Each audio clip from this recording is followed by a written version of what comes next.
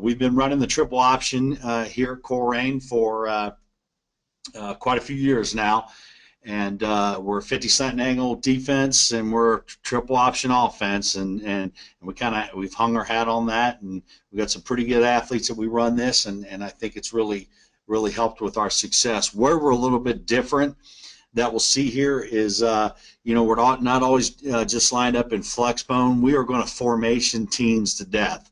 We're going to make it very difficult to prepare for, and what I'm going to go through with you today is just how our tags can take a simple formation, make some adjustments with it. Same with our plays, etc. And I think it's some really good stuff, and allows for our success.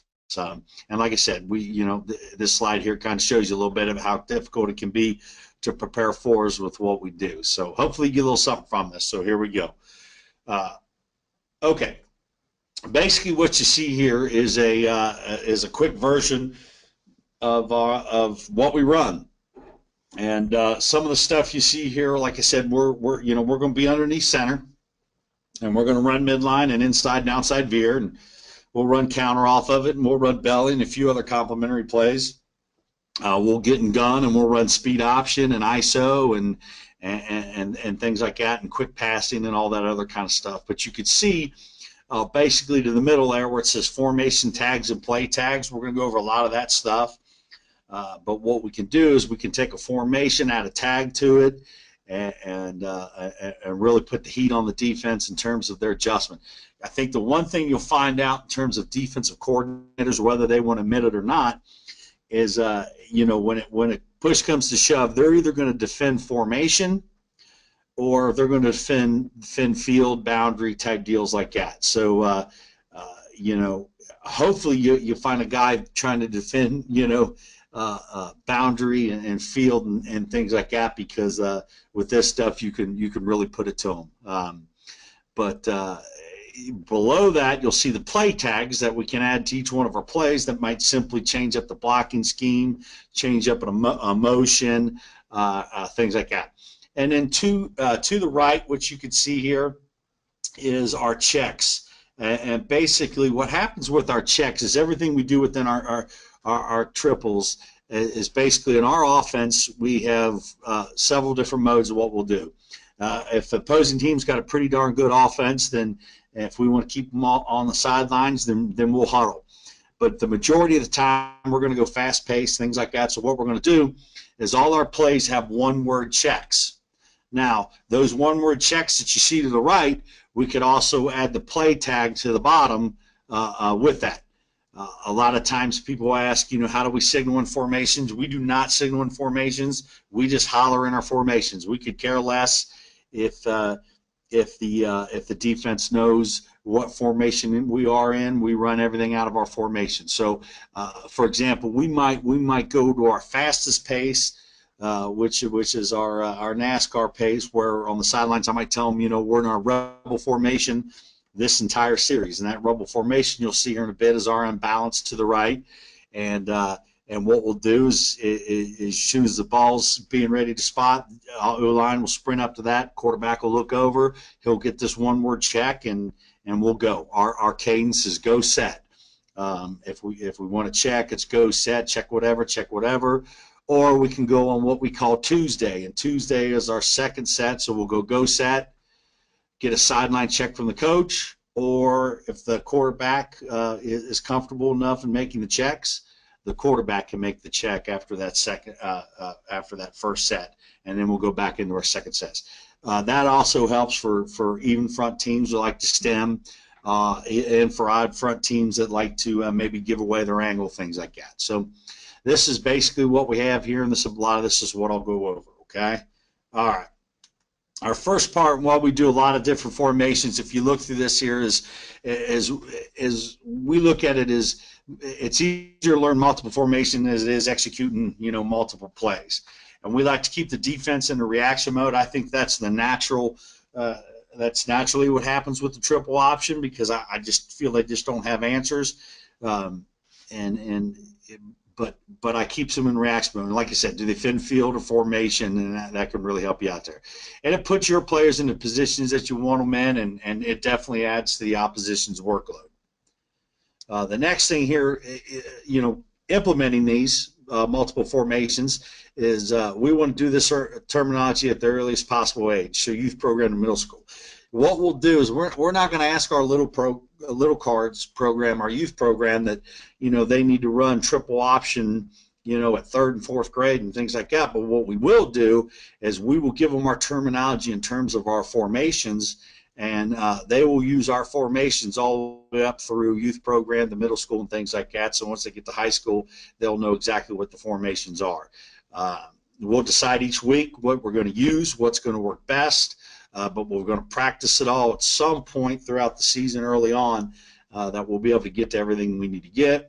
And then, for example, we don't want to make too many rules or adjustments. Our strong side and tight end will always go away from the call, except if we're in our unbalanced look, that you'll see. And then the key to it, which we're going to talk about today, is the use of tags. Okay, we use a quick and a strong side, so we're going to flip-flop our offensive line.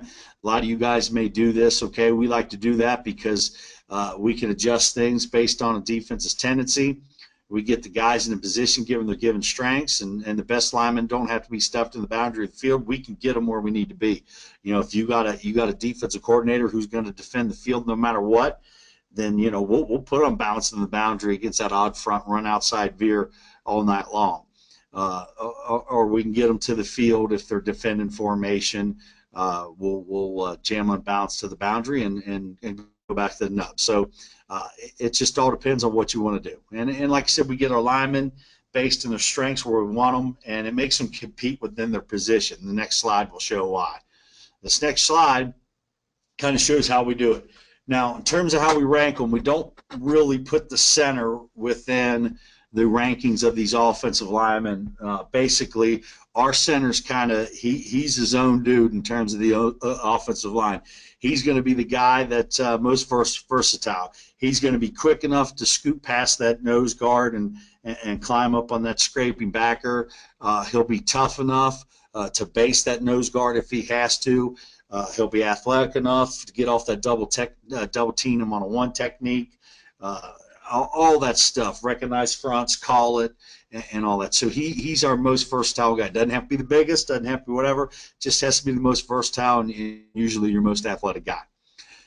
We have seen so much odd front stuff that what's happened now is our strong tackle is our best offensive lineman. So our best guy will be our strong tackle. That'll get a lot of, when we're unbalanced, he'll be the one driving the bus in terms of base block and on our triple teamed outside veer and things like that. So our strong tackle is our best lineman.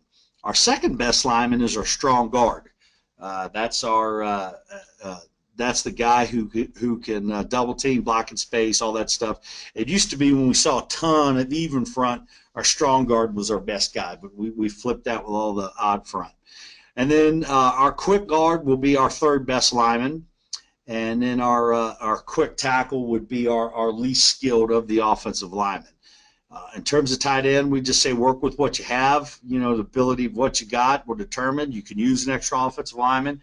We've been fortunate enough. We've had some really good tight ends over the last 7 years or so. Back in 2008, 2009, didn't really have a tight end, didn't really want to use an extra offensive lineman because we were pretty thin there too. So we ran a lot of double stuff. All right, let's get into some of the formation things here. Okay, this formation for us right here is simply right. Okay, we have a right and left formation. You can see that it's right that our strong side is away from the call with the tight end. Our wide receiver is always to the call. It's an old wing T formation. Okay, now this next formation that you'll see here is rebel. Okay, this is our unbalanced formation to the right. So what happens is we break the rule with unbalanced. So our strong guard and strong tackle are to the call, and our tight end is to the nub with quick tackle over. All right. And the reason why I show you this now is our next one here is override. Well, if you don't focus on the play that's drawn up and you just simply focus on the way the formation looks, it's exactly looks the same, just like rebel here. okay? But what I've done is two things here. If you go, I take it here to over right. Over is a tag that will take the tight end here from the right call and put him over to the call. So now it looks a lot like that rebel formation.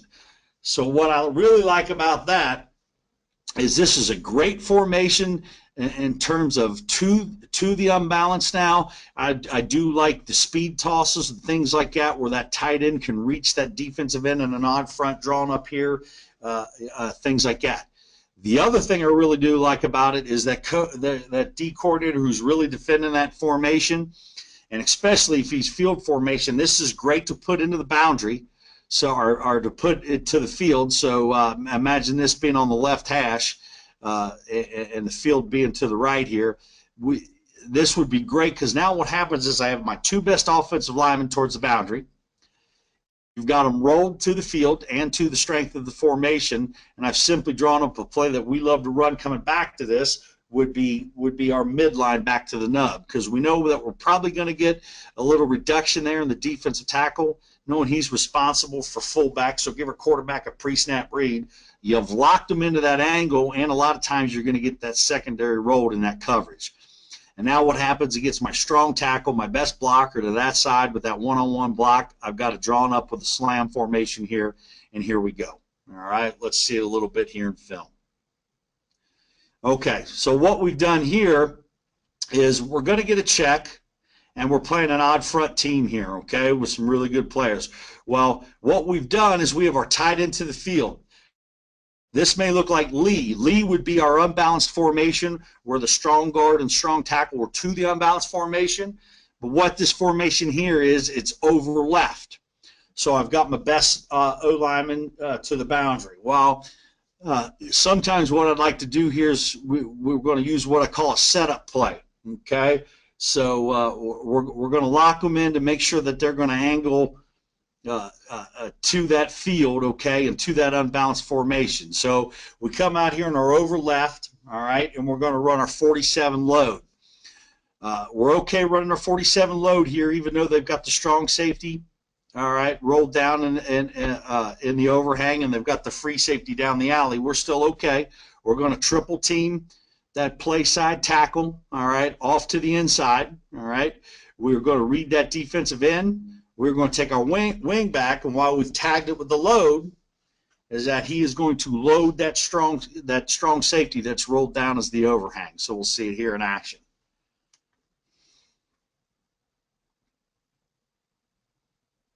And we'll have it here from the end zone. And what also helps is when you have players like that.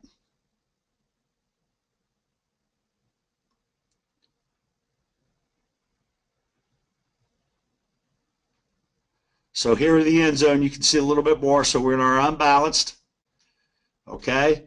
And what's nice is, like I said, you know, sometimes the setup play, you know, they're in a reduction, you know, into basically three techniques with their D tackles, so usually they're fours, and they're also shaded to the strength of the formation. So we'll get our triple team. What happens here too, what our tight end does notice, he knows right away it's not a triple team because of that reduction of that tackle, so he's going to veer directly to that inside backer, and it just becomes a double team there. And with the load, the kid who was normally responsible, the fullback, is getting blocked while the other man runs to pitch. Now, after we've set that up with having our strength to the boundary, and we had actually the very next come back after kicking off to them and going a 3 and out. This is the very next play after they punt. So now it's the same formation. It is over left, okay? Not our Lee formation, but for all intents and purposes, it all looks the same to them. Now what's happened is, remember, I have my strong side of the boundary. I have my two best blockers to the boundary. They're kicked. They're in a reduction. They've got everybody. We've got overhang and an alley rolled down. So now what we're going to do is we're going to come back with outside veer to the nub. So we're going to take our two best blockers. We're going to double team that tackle, okay, up to linebacker if we have to, but they know they can stay on the double team because we have the load tag. The load tag tells us that wingback's responsible for the inside linebacker. Our give read is that defensive end, outside linebacker in the stand-up. And then our pitch read is that corner that's tucked in there. So they're probably thinking we're coming back and running that same play that we just scored on. So now we set them up. We come back to that side. You can see we get a heck of a double team there. We get a perfect load there. We get 34, the outside linebacker stepping upfield. We get a great give read. Corner's responsible for rolling the pitch. And as you can really see now that the safety has to come from the backside, the free safety and the strong safety is no help because he's the overhang there. And we get the simple give there, and there goes the fullback in the outside veer. See it here from the end zone. So basically, we've got them in terms of the same thing that we just ran the play before that we scored on. So here we come. We get the double team with the load. We get the good read. Great load block by Zach. And there we go. And that's just all, all formations, etc.